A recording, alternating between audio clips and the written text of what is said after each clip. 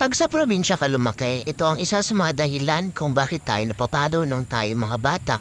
Yung laging umaakyat sa mga puno ng bayabas, hindi lang basta aakyat at kukuha ng bunga. Aakyat yan pupunta sa dulo at mag-swing-swing pa yan. Buti na lang, batibay ang sanga ng bayabas. Kahapon, pag-uyan galing sa school, imbis na diretso uuwi, dadaan pa sa mga puno ng bayabas.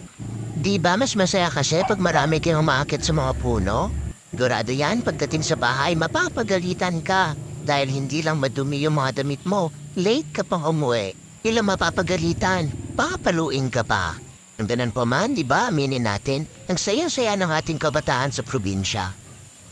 Ikaw, naranasan mo na bang nakaakit sa puno ng bayabas?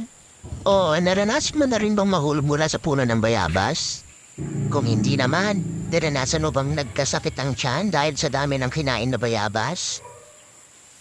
Eto pa ang masaya.